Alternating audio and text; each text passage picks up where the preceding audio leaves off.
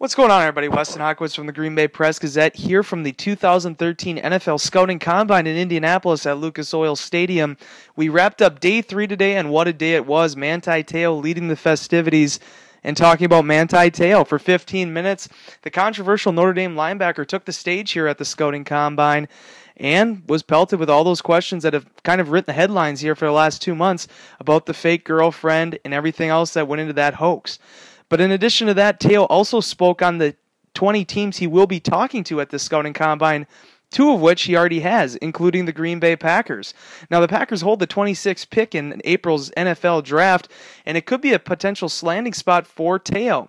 Now, the Packers talked to a lot of different teams throughout the Combine, a lot of different players, throughout the Combine, so you can't read too much into it, but could he be a potential fit looking at Brad Jones entering unrestricted free agency, Desmond Bishop and DJ Smith coming off injuries, and A.J. Hawk's hefty contract also being up in the air? One thing to keep in mind, Ted Thompson, the Packers GM, has not been shy about bringing in players with controversial backgrounds. He did it in 2005 with Corn Robinson and did it again with Anthony Hargrove last summer in the heels of the whole Bountygate scandal.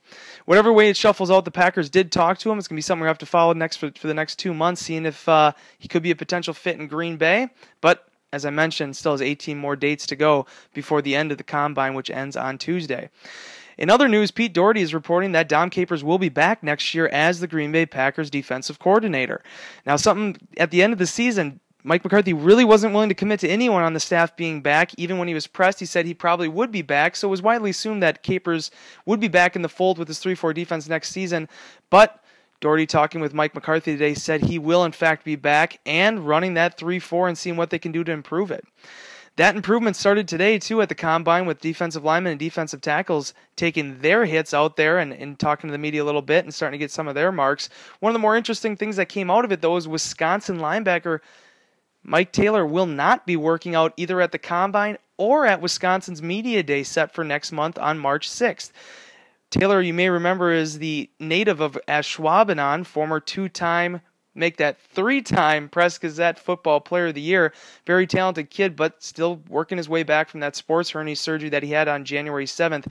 He is expecting to still hold some private workouts before the NFL draft in April, and right now, depending on where you look at, many experts considering him a late-round selection to priority free agent. Be sure to check into greenbaypressgazette.com throughout the next 2 days, the final 2 days of media availability here in Indianapolis. Also, we'll have our notebook up later tonight with some notes on there on Charles Woodson and Mike McCarthy's thoughts on him. The status updates on tackle Derek Sherrod and safety Sean Richardson, and also former offensive lineman for the Green Bay Packers, Alan Barber's 40-yard dash time also fell today at the Combine. So look for all those things on greenbaypressgazette.com and packersnews.com. And until next time, have a great night.